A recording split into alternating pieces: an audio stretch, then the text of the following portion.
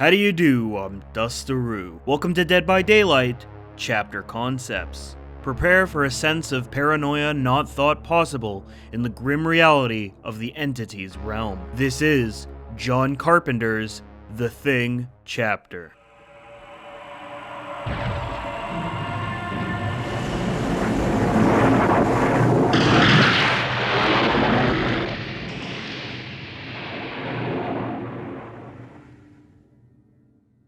The new killer is The Thing, a shape-shifting organism from the deep vastness of the universe, a being beyond human understanding of untold age and intelligence. Crash-landed in the harsh and unforgiving landscape of the Antarctic's endless winter. Hundreds of thousands of years before its rediscovery at the hands of Norwegian researchers, thawed out of the ice to the peril of all organic life, with the misfortune of coming into contact with it. The Thing's power is called perfect replication. This hive mind / semi-independent multi-organism has the ability to both assimilate and perfectly replicate any living and organic being on a cellular level, and take its place without raising any suspicion except for those already aware of its existence. Through the entity's manipulation, it appears that the act of total assimilation is no longer possible, but not gone entirely. Special ability, Assimilation. Take on the form of survivors whose genetic makeup has been acquired by a basic attack. This form is known as Mimic. The Thing starts the trial with one survivor's genetic makeup already acquired. Which survivor has already been mimicked is a mystery to the prey to figure out before it's too late. The Thing will not have access to any other survivor's form until a survivor has been injured by the Thing's hand or other appendage. Survivors whose form is being mimicked are afflicted with the status effect Enshrouded. Survivors afflicted with Enshrouded cannot have their aura revealed to any fellow survivor. Enshrouded also has a 50% chance of being hijacked by the Thing, showing their mimicked actions as the survivor's action, causing teammates to never truly know if an Enshrouded survivor is friend or foe. While the Thing is mimicked, they will be a perfect replica of the survivor, from cosmetics down to their grunts of pain. The Thing will not raise suspicion as its terror radius and red stain are non-existent while mimicked. This also has the effect of survivors never knowing if they are in chase or not, while the killer secretly builds bloodlust. The Thing, while mimicked, can choose between two states of being: to blend in or pursue a survivor as they see fit. Conform state will cause the Thing to reduce their movement speed to 105%. or 4.2 meters a second, and maintain a similar vocal range as the survivors, as to not raise suspicion of their true being. The Uncanny state will allow a mimicked Thing to raise their movement speed to 115%, or 4.6 meters a second, causing the Thing to also lower their vocal range to almost near silent, to be able to chase down any survivor who may have caught on to its true intentions. Some say actions are louder than words, and in certain cases, appearances. Special ability, Fake Actions. While in the mimicked form, the Thing is able to pretend to be a productive and altruistic teammate, from repairing generators, cleansing totems, lifting pallets, and even healing other survivors. The Thing can fake actions which have a possibility of showing up on an Enshrouded survivor's status HUD, shared to all survivors except the Enshrouded themselves. All progress of a fake action is reset the moment the action ends. Generator progress earned through a fake action? Gone. Healing progress? Removed. While faking an action, the Thing will reveal the auras of all survivors within a 24-meter radius of said action, allowing the Thing to lay a perfect ambush to any unaware survivors nearby.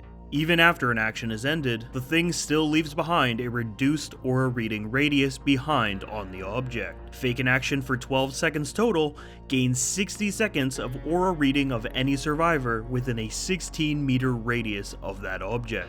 Survivors who were fake healed included. While in the mimic form, the Thing's arm transforms when it swings to attack. If the Thing hits a survivor, it will be knocked out of mimic form, and after an 8-second cooldown can immediately re-enter its mimic form again. The Thing may be a superior being, but it is not without weaknesses, the biggest of which being fire. Introducing fire bottles. Scattered around the trials are workbenches survivors can interact with to quickly craft fire bottles, which can be thrown out to reveal and hinder the thing for a delayed chance at survival. When a survivor starts crafting at a workbench, they will need to perform a 6-second action to fully craft a fire bottle they can carry with them to throw when the time is right.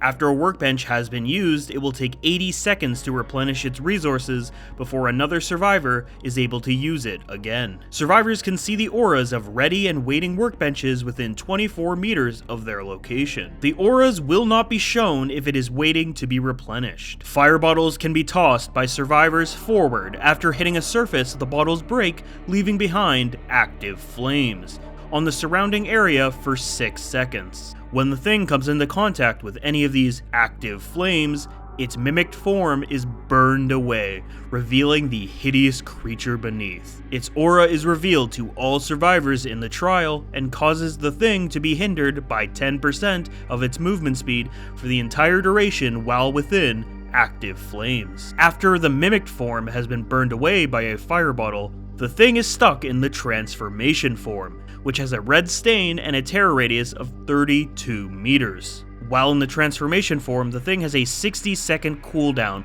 before being able to mimic a survivor it has the genetic coding of again, unless you deal damage to a survivor with a basic attack, which instantly replenishes the mimic form. If the thing is directly hit with a fire bottle, they will be stunned for 1.5 seconds and be coated in flames they cannot escape until they burn out, hindering its movement speed by 10%.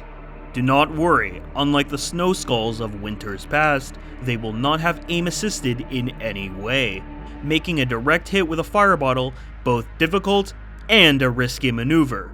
Oftentimes, it's just safer to aim at the ground and not risk missing entirely. The thing cannot be directly stunned by another fire bottle for 15 seconds after recovering, but will still be affected by active flames. Regular survivors are completely unaffected by fire bottles, showing that they are to be trusted by their fellow survivors. The thing brings in 3 brand new perks to deceive and sabotage the survivors. Paranoia is a poison on the mind, often resulting in people seeing and hearing things that aren't even there. Paranoid delusions. After the killer kicks a generator, a fake killer aura is projected to all survivors, which heads in the direction of the furthest survivor in the trial, and will follow said survivor until the perk expires. The killer's terror radius is suppressed and placed onto this false projection. This, however, does not make the killer undetectable, meaning their aura can still be revealed to all survivors. The killer cannot see this projection. This perk stays active for 30 seconds and is on a cooldown of 100, 90, and 80 seconds after the perk expires. When your back is up against the wall, you need to think creatively to stay one step ahead of your prey. You find the best way is sabotaging their tools before they can be used against you. Critical sabotage. For every 4, 3, 2 generators completed during the trial, gain a token that can be used to drop a raised pallet, allowing it to become breakable. When you want to get a jump on your enemy, it's easier when their defenses are down. If they believe you're dead, they have nothing to fear, right? Playing dead. After receiving a stun by any means, double its duration, and receive the undetectable status effect for 45 seconds, during which you also gain a 5% haste effect. This perk can only be used every 60 seconds.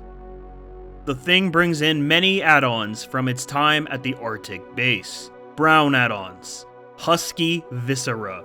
Enshrouded only tracks the thing's actions. Hidden recordings. Reduce the area of active flames by 10%. Fire extinguisher. Active flames are removed from the trial 2 seconds earlier. Tape recorder. Enshrouded only tracks a survivor's actions. Yellow add-ons. Norwegian rifle. Reduce the movement penalty in active flames by 4%. Blair's notes. Survivors can only see workbenches within 16 meters instead of 24. Kerosene can. Flames no longer hinder the thing, but direct hits with the fire bottles stun for 4 more seconds. Ripped apart rope. Fire bottles take 4 more seconds to craft. Burnt out flare. Active flames leave the trial 3 seconds earlier. Green add-ons. Short-circuited chess wizard. Reduce the area of active flames by 20%. Blood sample. Survivors who run through flames have their aura revealed for 8 seconds. Destroyed radio equipment. Reduce the cooldown of re-entering mimic form by 8 seconds. Thermite charges. While in the transformation form, break pallets 20% faster. Frozen prison. After a survivor tosses a fire bottle, they become exhausted for 60 seconds. Purple add-ons. Discarded clothes. Survivors carrying a fire bottle are hindered by 2%. Cook's rollerblades. While in the transformation form, gain a 5% haste effect. Sabotaged blood bags. Survivors who run through flames have their speed reduced by 5%. Bundle of dynamite. Active flames stay in the trial for 6 more seconds, but apply a 5% haste effect when the thing moves through it. Iridescence. Half-built ship. Survivors can now craft and carry 2 fire bottles at a workbench. Active flames no longer apply hindered or stun the thing, but will still remove the mimic form. Active flames now apply a 10% hindered to survivors who move through it. Arms of the Doctor. If the thing manages to heal a survivor for more than 40% of total progression, every survivor in the trial is exposed for 60 seconds after the action has ended. New survivor, R.J. MacReady. R.J. MacReady is an American helicopter pilot for U.S. Research Outpost 31. A man of little patience and a lot of attitude. Pragmatic and no nonsense to a fault. He is not unfamiliar with his anger getting the best of him, but not at the cost of his life or the bigger picture. He is very aware what intense situations can devolve into. Dangerous and reckless actions are often the only option, no matter the cost. MacReady comes into the fog with 3 teachable perks. Shining a light on your enemy's pain makes it plain to see for all who and where the enemy is. Public proof. After you blind the killer by any means, their aura is revealed to all survivors for the total duration of the blind. People work a lot better not looking over their shoulder. You can give them that relief, even if it is at the risk of your own life. Keep them busy. While injured during chase, after the killer receives a stack of bloodlust, reveal the killer's aura to all survivors and gain a 2% haste effect for 5 seconds. Others are not as capable as you. When they find themselves in trouble, it's easier to take that attention for yourself. Playing with fire. When another survivor's aura is going to be revealed by the killer, your aura is revealed instead. You will be alerted that you have been revealed with a noise notification. For 10 seconds after being revealed, leave no scratch marks. This perk is on a cooldown of 30, 35, and 40 seconds.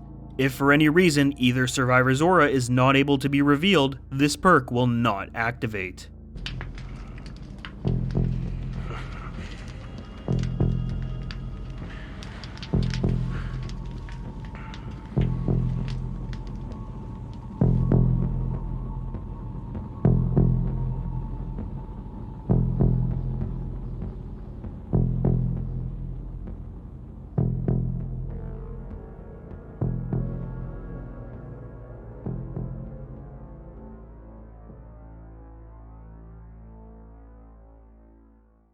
And that brings us to the end of the Thing chapter concept. Whoa, before you click off, because I know it's like the outro and everyone clicks off right before then, but I have a few questions for those who want to answer it. I am going to be doing more chapter concepts or killer ideas in the future, but I do want to get a gauge on what people like and don't like about the way I make these videos. So I want to hear your feedback. What issues do you have with the way I format this? And is there any other way you would rather me do it? I won't listen to everyone, but I am looking for some feedback on it. One of the bigger ones being I'm wondering about how many people actually care about add-ons. Every time I do a chapter concept, I do add-ons. honestly, they are probably one of the biggest aspects that keep me from making these a little bit faster. They take up a lot of time to come up with all the references, which are fun, and all the side effects for the killer, which overall help round it out, but I am just looking for how many people are actually interested, and if it's a fair enough amount, I'll keep it in. But if most people are indifferent or don't care at all, maybe I will push that out in the future and start to focus more of my attention on other aspects of the overall concept. But yeah, that's basically it for that. So, what did you think of the chapter? Did you like the idea for the killer? Did you like the perks? This has been by far my most difficult concept I've ever created. It's one of the earliest ones I ever made, was my original thing I wrote out several years ago, and over the years just nothing has really stuck. Nothing's really worked that I've liked, and I've come up with several concepts that were terrible and some that were unfeasible, and it's only recently I was able to come up with a solid idea that I'm happy with. But yeah, that's just my overall final thoughts and just looking for what yours are. I'm going to end this video with a teaser for my next chapter concept that's going to come out a lot sooner than this one did. But that's about everything. If you like this video and want to see more like it, please hit that like button and maybe even subscribe. A couple of seconds for you and a lot of help for me. Thank you all for watching. My name is Dustaroo, and I will see you all real soon. Bye-bye.